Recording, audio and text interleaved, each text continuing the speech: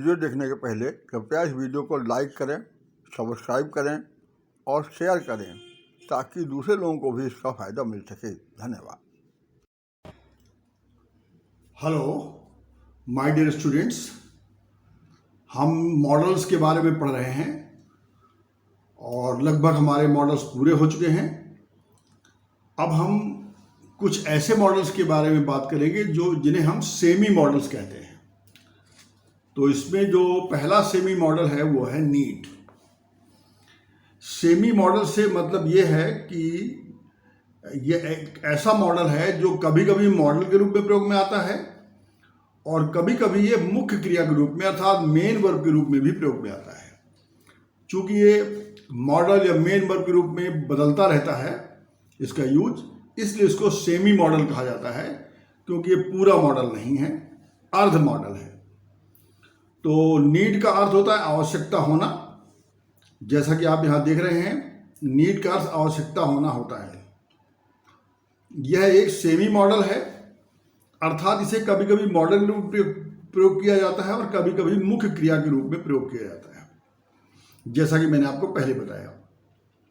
जब इसका प्रयोग मॉडल के रूप में होता है तो इसके बाद वर्ब का फर्स्ट फॉर्म आएगा, जैसा कि सभी मॉडल के साथ में होता है। तो जब इसे हम मॉडल के रूप में प्रयोग करेंगे तो इसके बाद वर्ब का फर्स्ट फॉर्म लगाना जरूरी है। परंतु जब इसे मुख्य क्रिया के रूप में प्रयोग किया जाता है तो इसके बाद 2 + V1 2 + वर्ब 1 अर्थात इन्फिनिटिव का प्रयोग होता है। लेकिन जब ये मेन वर्ब के रूप में आएगा तो फिर इसके बाद 2 और वर्ब का फर्स्ट फॉर्म आता है। तो हम इसके दोनों यूज समझेंगे, कब ये मॉडल के रूप में प्रयोग में आता है और कैसे इसे हम वर्ब के रूप में प्रयोग कर सकते हैं। तो यहाँ पर जो पहला यहाँ पर है, ये पहला यूज जो है हम देख रहे हैं यहाँ पर नीड एक मुख्य क्रिया के रूप में, और फिर यहाँ हम देख सकते हैं नीड एक मॉडल के रूप में। इसमें कैसे अंतर आता है ये आप देख सकते हैं। तो जब नीड एक मेन वर्ब के रूप में होगा तो नीड के बाद में 2 और वर्ब का फर्स्ट फॉर्म आएगा।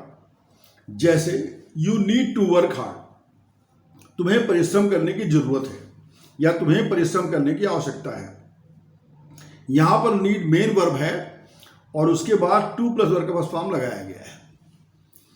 अब इसके बाद इसको हम देखते हैं, अगर हम जो है इसी को में निगेटिव करना चाहें, जैसे कि ये वाक्य है, इसी का नकारात्मक बनाना चाहें तो ये हो जाएगा you need not work hard, तुमको कठिन परिश्रम करने की आवश्यकता नहीं है।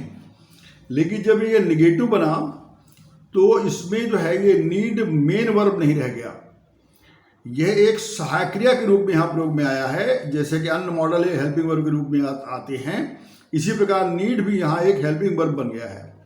ये कैसे है? जैसे नीड नॉट का प्रयोग ठीक वैसे ही है जैसे कैन नॉट होता है, शुड नॉट होता है, मस्ट नॉट होता है। तो यहाँ पर ये एक मॉडल है। अब इसको आप नीड के बाद जो नॉट है उसको नॉट को शॉर्ट फॉर्म में कर सकते हैं, तो ऐसा ही हो जाएगा यू नीडंट वर्क हार्ड। तब भी यहाँ पर ये मॉडल है। जैसे कांट शुडंट ऐसा है तो ये भी मॉडल कहलाएगा। इसका अर्थ होगा तुम्हें परिश्रम करने की जरूरत नहीं है। अब नकारात्मक में ये तो आपने देखा, लेकिन जरूरी नहीं है, इसमें एक और तरीका है इसको नकारात्मक करने का, जो कि यहां पर है। इसमें लिखा हुआ है you do not need to work hard, तुम्हें परिश्रम करने की जरूरत नहीं है, तुम्हें परिश्रम करने की आवश्यकता नहीं है।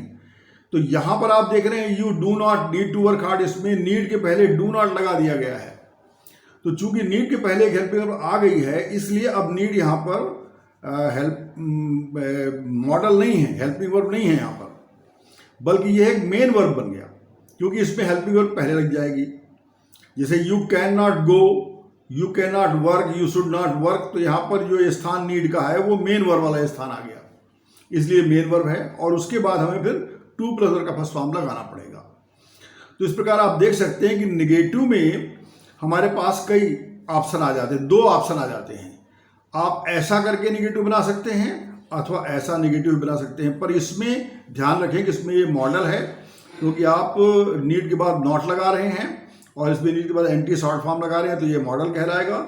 लेकिन अगर नीड के पहले आप कोई दूसरी हेल्पिंग वर्ब लगा देते हैं तो फिर ये मेन वर्ब बन जाएगा। तो इस प्रकार से हमारे सामने ये 2 ऑप्शन है, दोनों में से कोई भी आप कर सकते हैं निगेटिव बनाने के लिए। और दोनों ही सही हैं, लेकिन आपको यूज ध्यान रखना है कि कब हमें, अगर वो मेन वर्ब है नीड तो उसके बाद टू प्लस वर्ब का फर्स्ट फॉर्म लगाना है, और अगर वो मॉडल है तो उसके बाद वर्ब का फर्स्ट फॉर्म लगाना है। इस प्रकार करके आप ध्यान रखें। अब कुछ और यूज देख लेते हैं। दूसरा यूज है यहाँ पर, आप देख रहे हैं नीड एक मुख्य क्रिया के रूप में यहाँ पर और नीड एक मॉडल के रूप में। तो आपको मालूम है नीड जब मेन वर्ब होगी तो उसके बाद टू प्लस वर्ब का फर्स्ट फॉर्म आएगा यानी इन्फिनिटिव आएगा। अब देखिए यहाँ पर you need to learn English, तुम्हें अंग्रेजी सीखने की आवश्यकता है, यहाँ पर नीड मेन वर्ब है। अब अगर इसको आप इंट्रोगेटिव करना चाहो तो हमारे पास 2-3 ऑप्शन आ जाते हैं, जैसे नीड आई लर्न इंग्लिश, क्या मुझे अंग्रेजी सीखने की आवश्यकता है।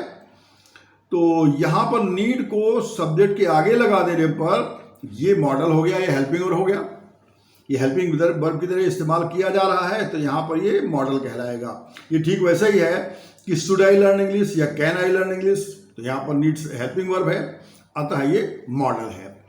अब इसको ही हम एक और तरीके से जो है व्यक्त कर सकते हैं इस प्रश्नवाचक को, जैसे यहाँ पर है do I need to learn English, इसमें हमने डू आगे लगा दिया और सब्जेक्ट के आगे डू लगा दिया, तो अब यहाँ पर नीड जो है वो मेन वर्ब कहलाएगा और उसके बाद हमें टू प्लस वर्ब का फर्स्ट फॉर्म प्रयोग करना पड़ेगा। तो दोनों का मतलब एक ही है, आप दोनों में से कोई भी कर सकते हैं, लेकिन आपको ये ध्यान रखना है कि नीड अगर आप आगे लगाएंगे तो ये मॉडल होगा, तो हमें यहाँ वर्ब का फर्स्ट फॉर्म चाहिए, लेकिन अगर आप कोई सहायक क्रिया यहाँ पहले लगा देंगे तो फिर नीड ये मेन वर्ब हो जाएगी और इसके बाद आपको टू प्लस वर्ब का फर्स्ट फॉर्म प्रयोग करना पड़ेगा। अब जरा यहाँ पर देखिए एक और है need I not learn English, क्या मुझे अंग्रेजी सीखने की आवश्यकता नहीं है, इसमें नॉट भी बढ़ गया, लेकिन नीड चूंकि आगे है इसलिए मॉडल कहलाएगा, ये हेल्पिंग वर्ब है। अब इसको ऐसा भी कर सकते हैं आप, नीडेंट आई लर्न इंग्लिश, मतलब नीड के साथ नॉट को हम यहाँ पर एडजस्ट कर सकते हैं और ऐसा भी हो सकता है, लेकिन यहाँ भी मॉडल एक हेल्पिंग वर्ब है और मतलब ये मॉडल के रूप में है नीड यहाँ पर, तो नीड यहाँ पर हेल्पिंग वर्ब या मॉडल है। लेकिन यहाँ पर अगर आप देखें तो don't I need to learn English, तो यहाँ पर डोंट आगे लगा दिया गया और यहाँ पर आई के पहले डोंट आ गया, तो इसका मतलब नीड यहाँ पर मेन वर्ब हो जाएगी और उसके बाद टू प्लस वर्ब का फर्स्ट फॉर्म हमको लगाना पड़ेगा, तो यहाँ पर ये मेन वर्ब बन गई। इस प्रकार से आप इनमें से कोई भी ऑप्शन ले सकते हैं, अर्थ एक ही है, लेकिन यही ध्यान रखिए कि जब मेन वर्ब हो तो उसके बाद टू प्लस वन लगाएं और जब वो मॉडल हो हेल्पिंग वर्ब के रूप में हो तो उसके बाद वर्ब का फर्स्ट फॉर्म लगाएं। अब नीड एक केवल एक क्रिया के रूप में रहता है कभी कभी, उसके बाद हमको, जैसे मान लीजिए यहाँ पर आप देख रहे हैं आई नीड ए पेन, मुझे एक पेन चाहिए, तो यहाँ पर नीड मेन वर्ब है, लेकिन आप देख रहे हैं इसमें टू वगैरह कुछ नहीं आया है, इसलिए नहीं आया कि इसके बाद हमको एक अन्य क्रिया जो चाहिए वो नहीं है। जैसे यहाँ पर you need to learn English, need माने जरूरत है और अंग्रेजी सीखने की, तो यहाँ पर दो वर्ब है, तो इसको तो हमने मेन वर्ब बनाया और उसको इन्फिनिटिव बना दिया, तो इसमें चूंकि एक ही नीड वर्ब है इसलिए इसमें इस प्रकार का यूज होगा और कुछ इस्तेमाल में नहीं आएगा, लेकिन यहाँ पर ये मेन वर्ब है। अब हम कुछ अनुवाद कर लेते हैं ताकि हमें बातें स्पष्ट हो जाएं। आपको यहाँ रोज आने की आवश्यकता है, तो इसका हो जाएगा you need to come here daily, ये आपका वाक्य बन गया। आपको यहाँ रोज आने की आवश्यकता नहीं है। अब ये निगेटिव है तो इसमें हमारे सामने दो ऑप्शन आ जाएंगे, दोनों कर सकते हैं। पहला तो कर सकते हैं हम you need not come here daily, और इसको अगर आप नीड नॉट को नीडेंट कर दें तो भी बन जाएगा, जैसे हो जाएगा you needn't come here daily.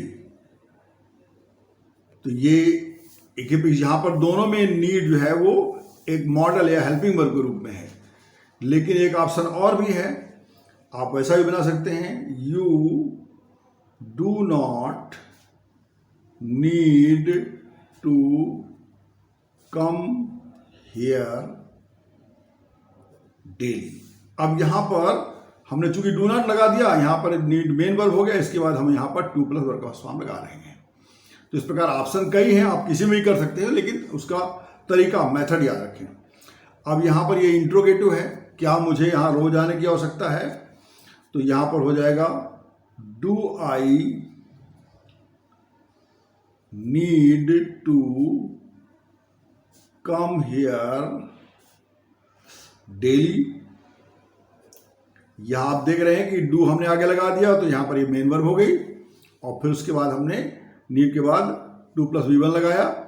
लेकिन अगर हम चाहें तो नीड को मॉडल बना सकते हैं, हेल्पिंग वर्ब ग्रुप में भी इस्तेमाल कर सकते हैं, तो नीड को हम आगे लगा देंगे।